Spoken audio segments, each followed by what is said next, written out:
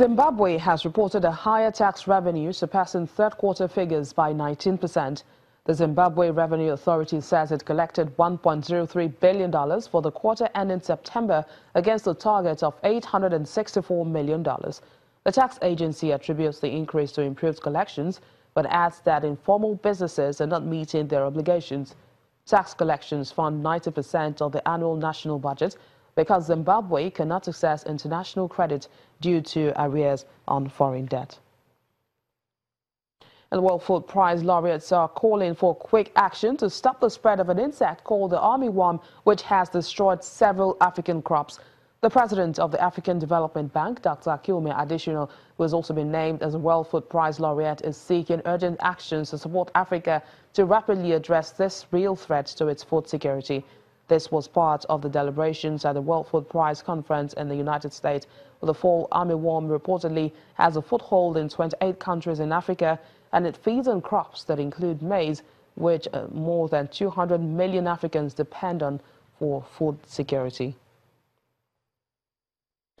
Agriculture for African youth is receiving increased attention as the continent faces a boom in the population of young ones, currently estimated at 420 million.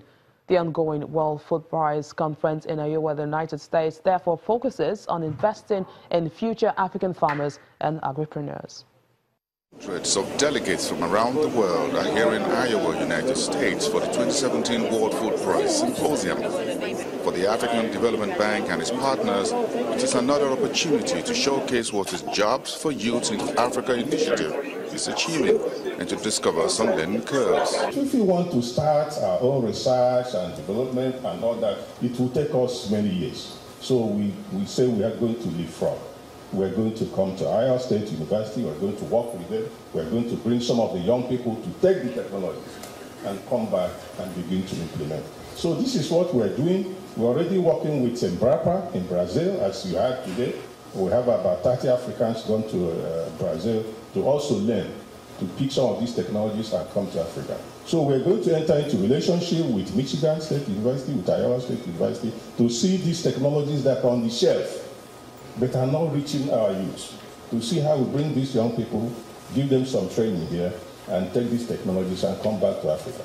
This panel, focused on investing in future African farmers and agripreneurs, speaks to areas such as technology and need to involve youths in agri-policy designs. We need to really invest in technology, and not the conventional technology, but the new technologies. And I think I would urge that the World Bank and African Development should invest in a technology of the next generation, so that Africa does not have to go through the same hoop which others have gone through. So I think that's very important. The second is that anything in agriculture has to do more with entrepreneurship. I think technology, and the second thing is entrepreneurship. The entrepreneurship has to be embedded in the curriculum. Currently, we have 275 agriculture universities and institutions in Africa. Only 10 of them have entrepreneurship in their curriculum. I think we need to change this drastically, and I think institutions like Iowa, Michigan, all have to now become part of that alliance so that we really come out with a complete, and already I see ITA really taking a lead there, and I think if we can exponentially increase what they are doing by 10 times, I think we will see the enterprise intensity. Iowa Bello is a Nigerian agribusiness entrepreneur here at the World Food Prize program, and she has some strong advice for agri-policymakers and investors in Africa agri-sector. I think the narrative in Africa has to change. A lot of Africans, especially Nigeria, where I'm from, view agriculture as a last resort. Nobody wants to wear dirty clothes and, look poor, because that's how they view people in agriculture. So I think that narrative has to change, and for that to happen, I feel a few things must happen. Favorable government policies. We need to have policies that are favorable and realistic for our people.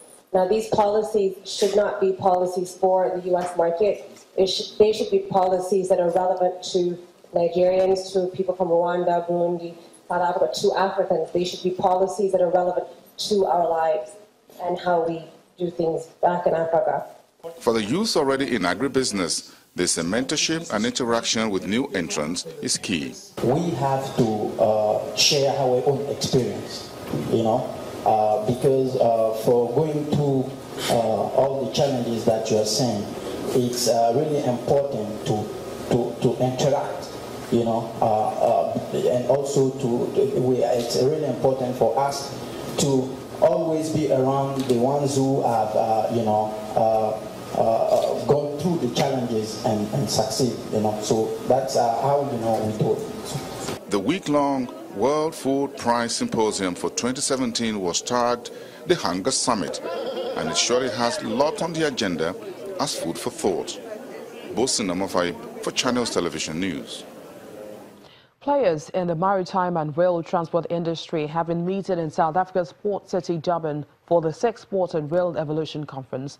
The focus is infrastructure development and ways this, along with the right multilateral policies, will help ease the movement of goods across the continent and improve the rather low percentage figure of intra-African trade, which is put at less than 20% of total global trade. With Channels Television's Better Dibia asked some of the delegates their views on the West African situation.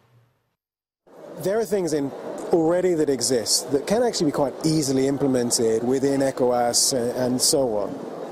One of the things that we deal with in particular is a UN convention called the TIR Convention, which is a global transit convention. And it would, for example, enable goods from Lagos to go up to Niger, for example, with a single transit guarantee, with very, very minimal border controls. And it's not a question of reinventing the wheel. It's not a question of spending huge amounts of money on complex ICT integration things. You know, these things are already out there, and I think there is best practice globally, but also best practice within Africa that can be quite easily adopted. We looked this morning a lot at some of the huge progress that has been made in East Africa. I think perhaps there are a couple of lessons to learn from the great progress that's been made there. One is political will. You know, the presidents, the heads of state meet on a regular basis to discuss really nitty-gritty issues like, you know, how long it takes to wait at a weighbridge. The second lesson learned, perhaps, is that the issues related to hinterland connectivity in East Africa are really being driven by the landlocked countries themselves. So Rwanda and Uganda are really taking the lead on the policy changes and policy reform within East Africa.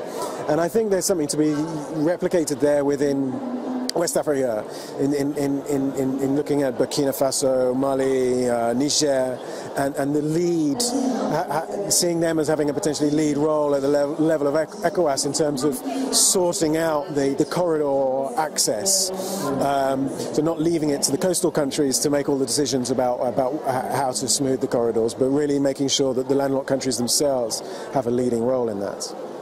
This is our project. It goes from the Port of Cotonou. We built a dry port in Parakou. Well, here's Ilorin. So across this border, which is about 900 kilometers, there is about 500 trucks that cross every day. But we're missing, governments are missing customs on both sides. Proper operation of the road is broken because you have all those trucks. So we need a railroad. So these countries need to participate in that kind of development, because without a rail, the ports, how are you going to move the big stuff? Up here in Niger, you have iron ore, you have uranium, you have oil, but that stuff needs to move in a way that is effective and efficient, and the road can't always handle that.